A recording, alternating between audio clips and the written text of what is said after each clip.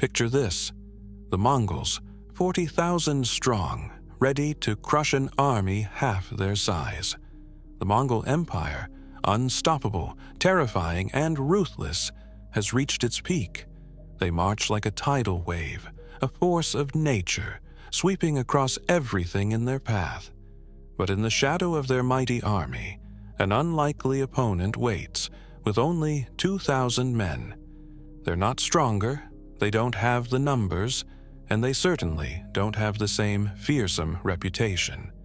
But what they do have is a plan that will turn the Mongols' arrogance into their downfall. This is a story of maneuvering, of precision, and of how clever tactics can destroy even the most powerful forces. The Mongol army had no idea what was about to hit them. The Mongol Empire, the unstoppable force that had swept across the plains of Asia, now turned its eyes westward. Led by the strategic genius of Subutai, one of Genghis Khan's most trusted generals, the Mongols marched relentlessly toward their next conquest. 40,000 strong, they were a symbol of terror, a juggernaut that had crushed kingdoms and nations alike. No one could stand against them, or so they thought. The land before them, rich with cities and fertile plains, would fall as easily as the others. The Mongols' overwhelming numbers and their elite cavalry made them seemingly invincible. They had a reputation for crushing everything in their path, invading without mercy, their arrows piercing through armor and flesh, their riders cutting down any who dared to resist. The thought of a tiny force, no more than 2,000 men standing in their way, was laughable. But what the Mongols failed to understand was that numbers alone couldn't guarantee victory. Beneath the vast horizon of the steppes, hidden in the hills and forests, a small band of men prepared to show them the true power of strategy over might. These men weren't warriors trained in the Mongol way, they weren't soldiers in shining armor, nor were they skilled horsemen wielding longbows.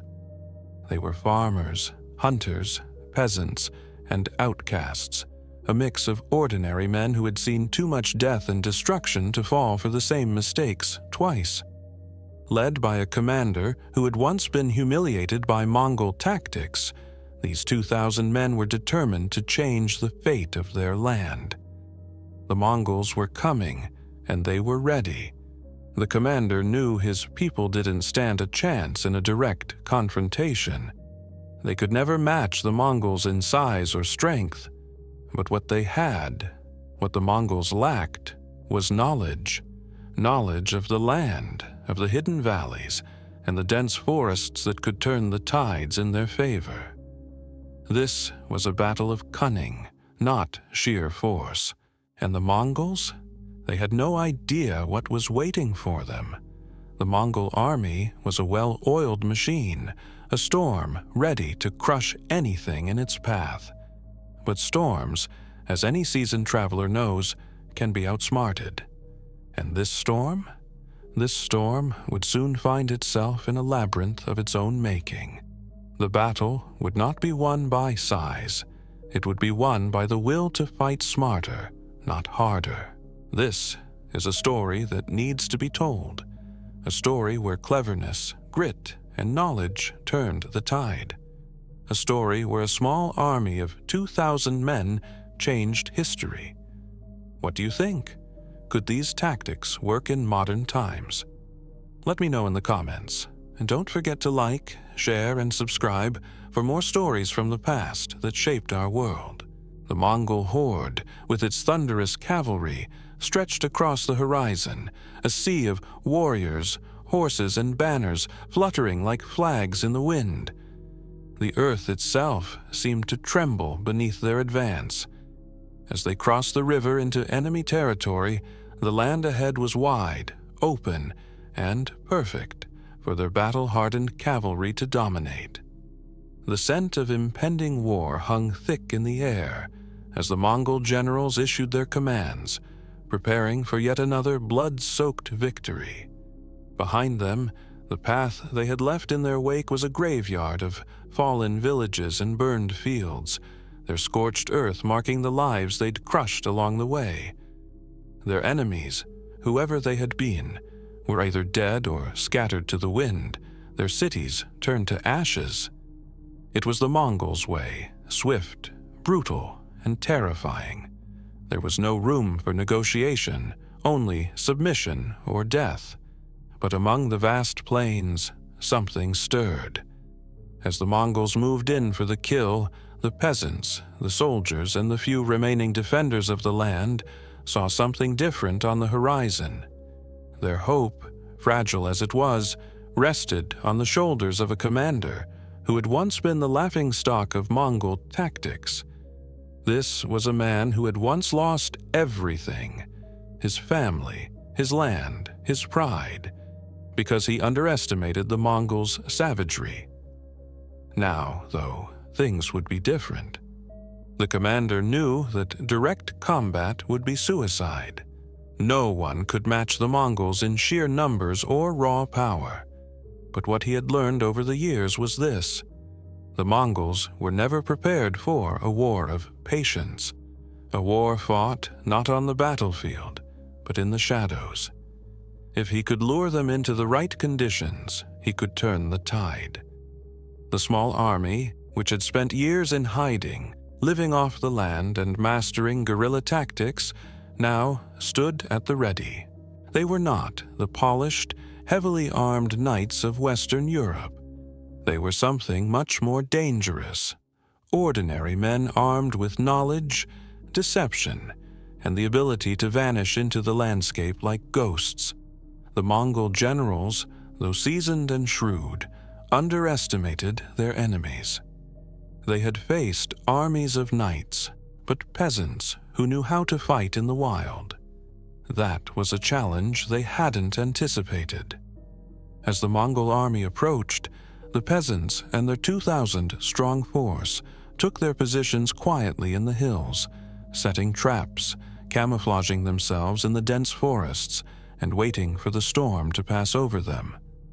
The Mongols advanced with their usual arrogance, assuming that this would be another battle to crush. Little did they know, the ground beneath their feet was about to turn against them. The battle wasn't going to be won by numbers. It was going to be won by the precision of a few, fighting smart instead of hard. And so, the stage was set. The great Mongol army, men hardened by years of conquest, unstoppable in their own minds, was about to march into a trap they didn't even know existed.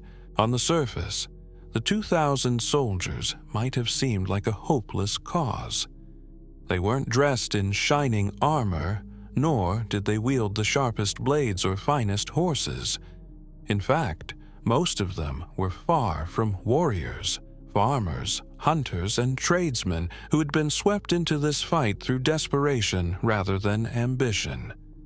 But each one of them knew the cost of failure. They had seen their homes destroyed, their families killed, their lands ravaged by the Mongols' relentless march. Now, they were prepared to fight back. Not out of a desire for glory, but because they had no other choice. Their commander was a man who understood this all too well. Once a peasant, he had lost everything to the Mongol horde when they swept through his village years ago. His family perished in the fires set by the invaders. His home reduced to rubble. He had watched as the Mongols cut down anyone who stood in their way, their ruthless tactics leaving no room for mercy.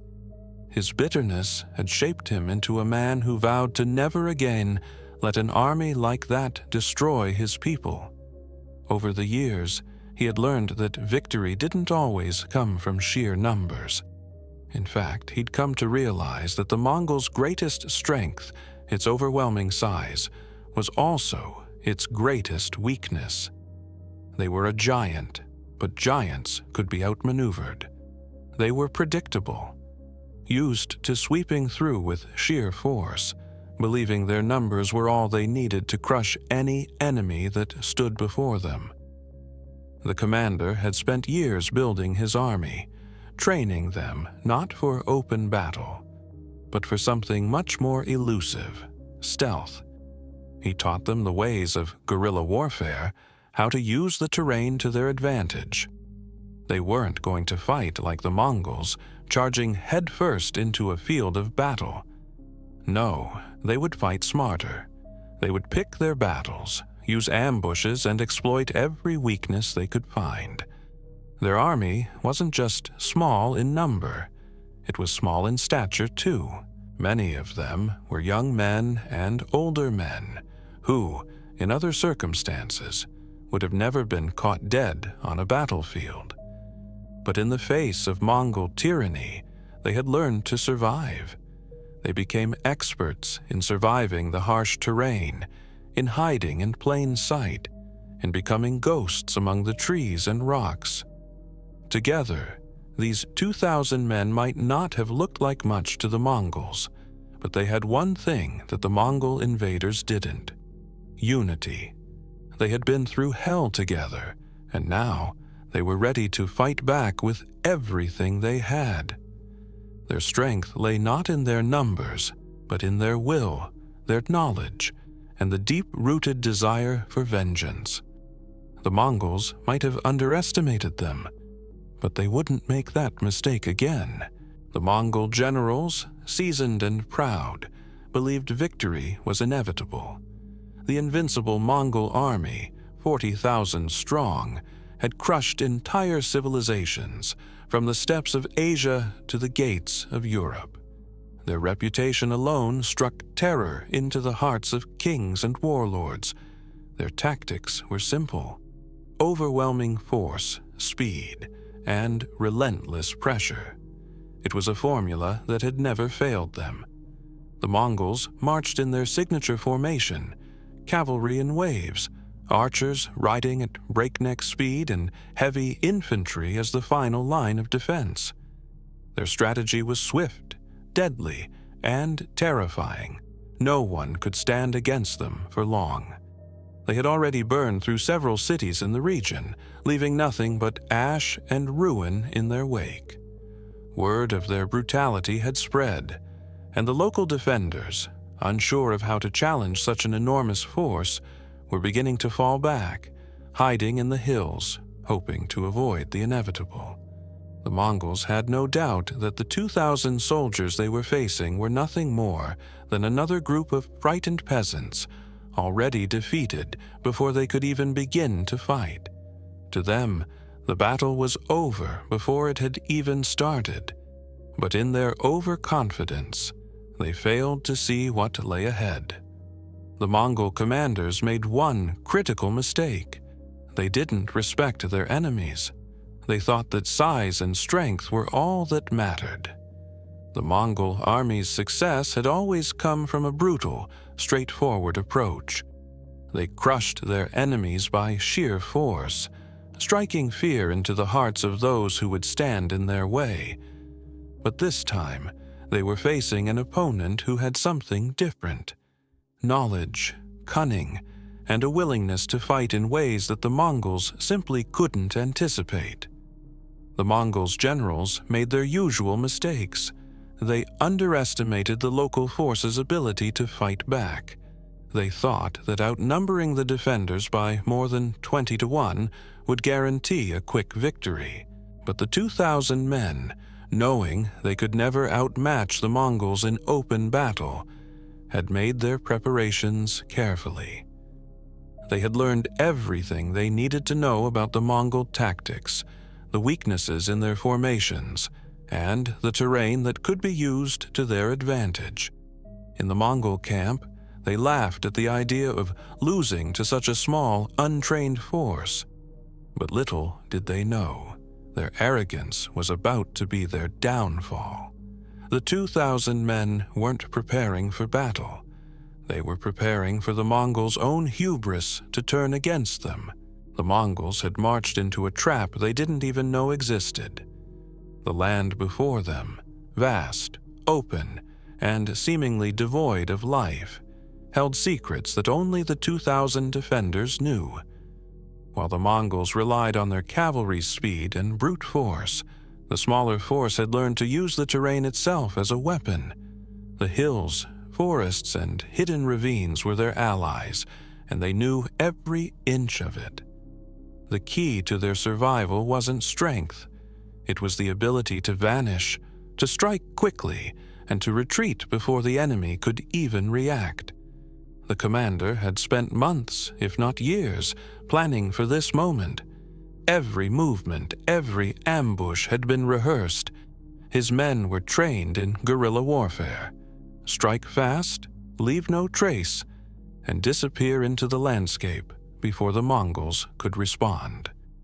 The land, once an ordinary stretch of countryside, had become a labyrinth of hidden paths and perfect ambush spots.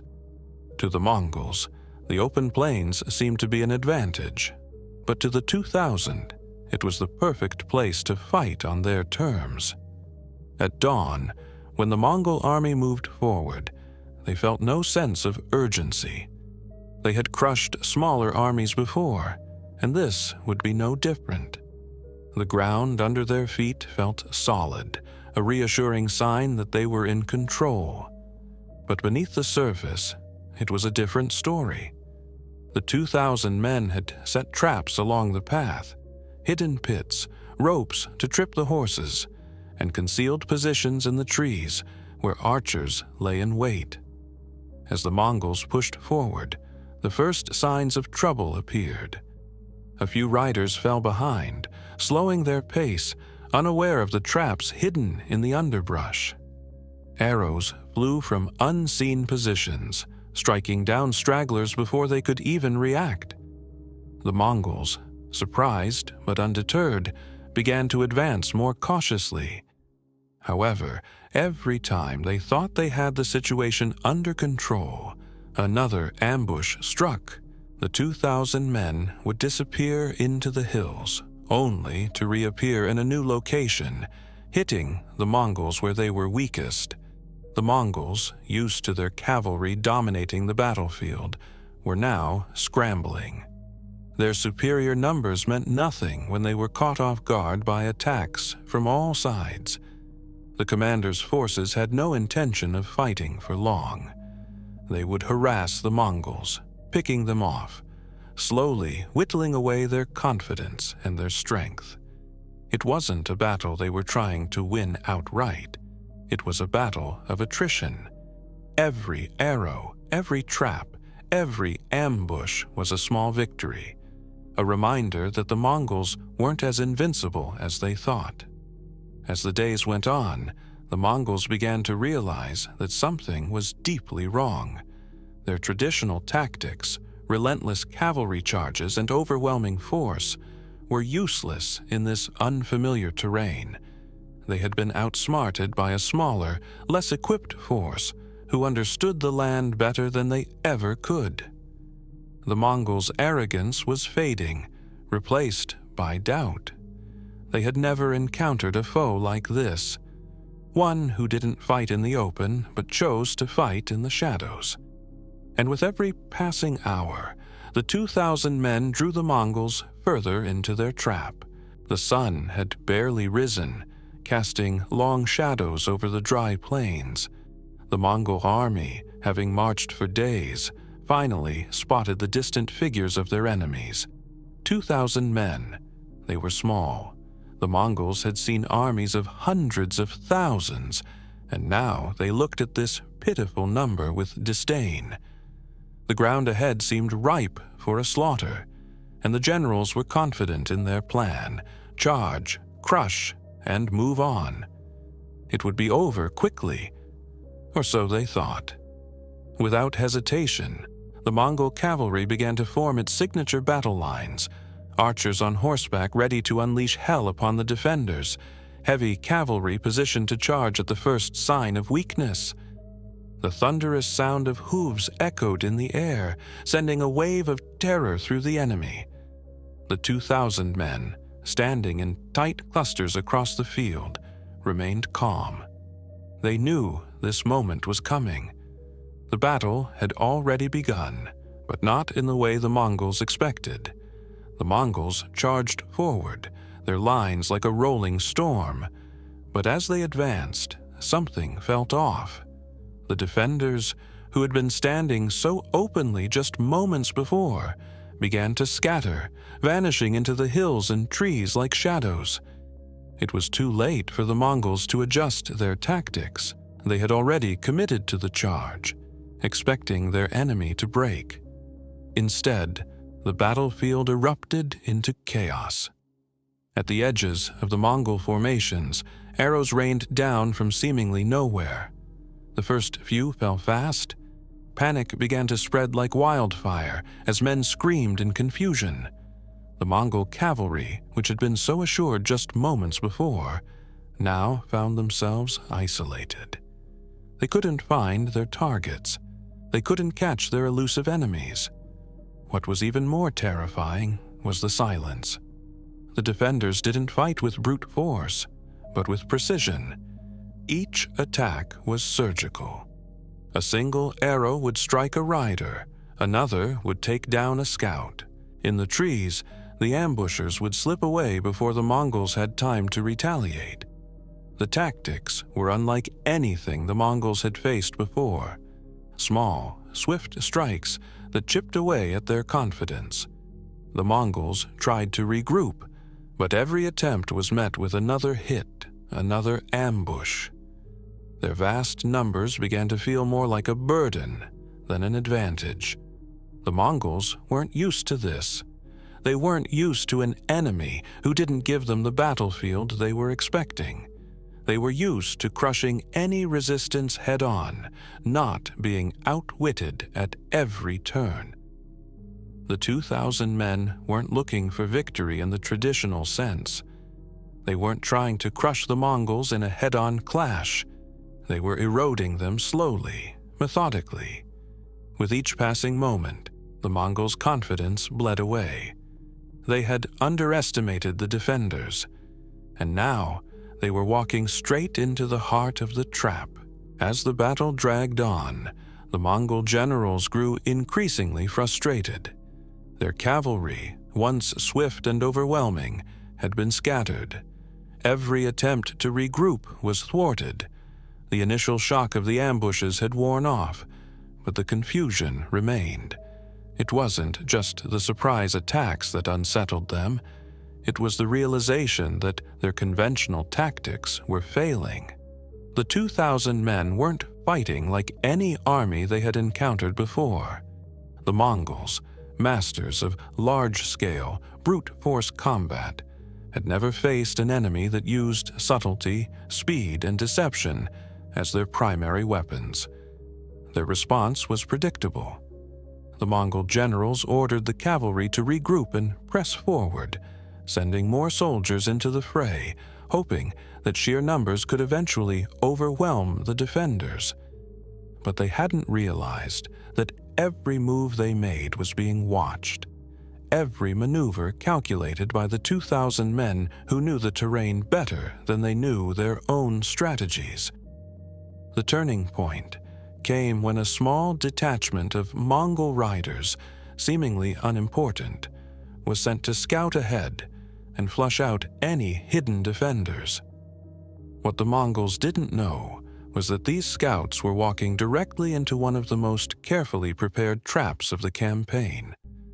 The 2,000 men had anticipated this exact move and had set the perfect ambush. As the scouts moved into a narrow ravine, they were met with a barrage of arrows, falling one by one before they even knew what was happening. This was the moment that broke the Mongols' confidence. The generals, seeing their scouts cut down, realized their mistake. Too many resources were being diverted to traditional attacks. They had underestimated how a small force could cripple their intelligence operations. With their advanced cavalry pinned down and their scouts wiped out, the Mongol army was left without crucial information on enemy positions. The Mongol generals, once so sure of their inevitable victory, now hesitated. The tactic of relying on overwhelming force was no longer effective. They had no clear sight of where the enemy was striking next. Every move they made was becoming increasingly disorganized, and the more they tried to regroup, the more disarray spread through their ranks. The Mongols' confidence faltered as the 2,000 men in the shadows continued to erode their strength, one calculated strike at a time. As the sun dipped below the horizon, the Mongols began to realize something that they hadn't fully grasped before. The longer this dragged on, the more their strength was waning. Their cavalry, once a symbol of invincibility, was now disorganized. Their numbers, though vast, had turned into a liability in the unforgiving terrain. What had begun as a swift advance into enemy territory now felt like a drawn-out struggle against an elusive enemy that refused to be caught. The generals, who had spent years conquering vast lands and defeating armies that had once seemed insurmountable, found themselves on the back foot. They had always counted on their ability to overwhelm, to crush, but here in these hills and forests, that strength was useless. The very tactics they had used to defeat kingdoms were now being turned against them. The Mongol leadership began to show signs of panic. Communications were breaking down, and their scouts, once the eyes and ears of the army, were now few and far between. Their plans to push deeper into the land were stalling. Every time they sent out a group to secure an advantage, the defenders struck back, swift, silent, and deadly. The Mongol generals had never encountered an enemy that fought like this. Despite their superior numbers, the Mongols were losing control of the initiative. The defenders knew it wasn't about defeating the Mongols in a traditional sense. It was about making them lose confidence in their own methods, making them doubt their superiority. Every hour that passed, every lost skirmish, the Mongol warriors felt the creeping doubt settle in their minds. They had come here expecting a massacre. Now, they were the ones being hunted. Meanwhile, the 2,000 men knew they were wearing the Mongols down, bit by bit. The small victories, ambushes, traps, strikes from the shadows added up. They weren't trying to wipe out the Mongol force. They were breaking the Mongols' resolve. The Mongols, in their arrogance, had underestimated their enemy. And now they were paying the price. As the night fell, the Mongol leaders convened. They could no longer afford to pretend that victory was inevitable. They would need to change their strategy, but the question was, would it be too late? The cracks in their army were now visible, and the 2,000 men were more determined than ever to exploit them. By the time the moon reached its zenith, the Mongol army was no longer the fearsome, unstoppable force it had once been. It was now a shadow of its former self, disorganized, confused, and beginning to crumble under the weight of its own failures. The once proud Mongol cavalry, renowned for its speed and precision, had been reduced to scattered groups, chasing ghosts through the hills. The tide of battle had shifted, and the Mongols were no longer the hunters. They had become the hunted.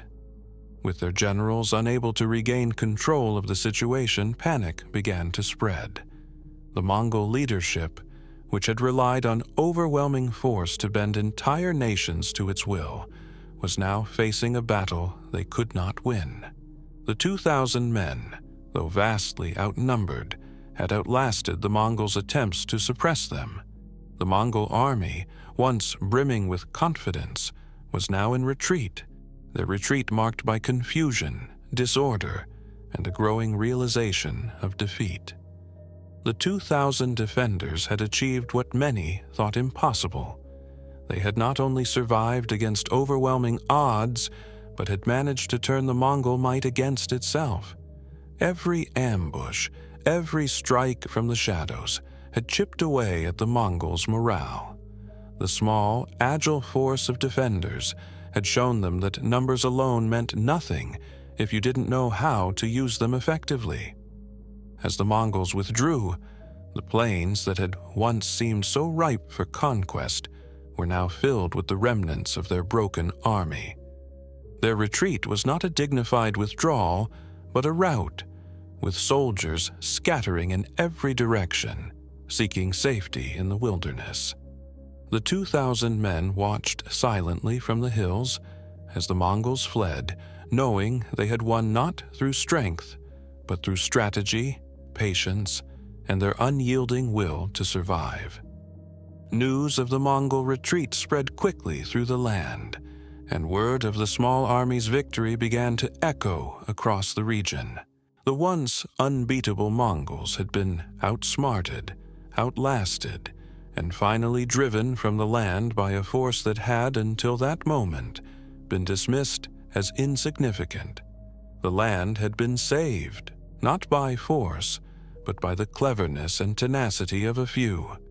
But even as the 2,000 celebrated their victory, they knew this was only one battle in a larger war. The Mongols may have been pushed back, but their hunger for conquest would not easily be sated.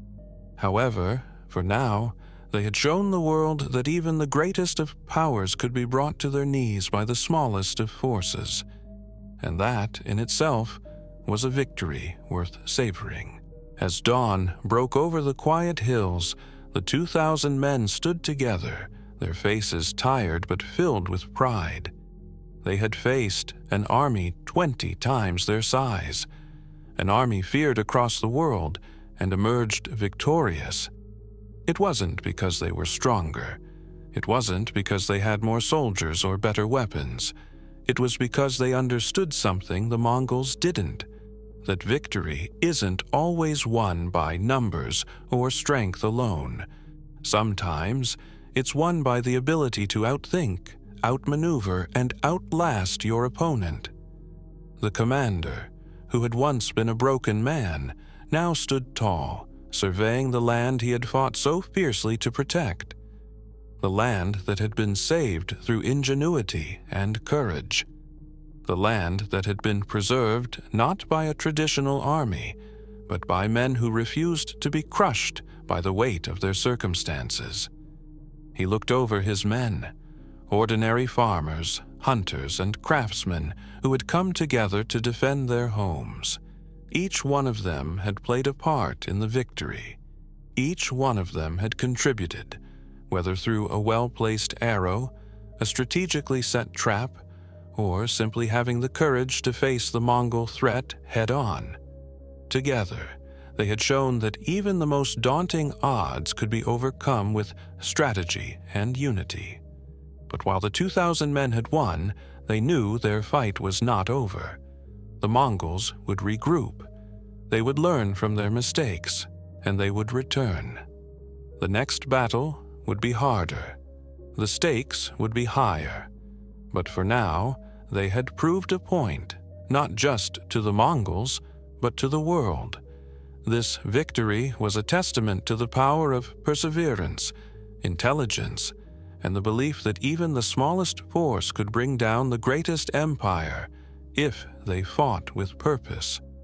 History would remember this battle, not as a clash of brute forces, but as a reminder that strategy and determination could alter the course of nations. What do you think?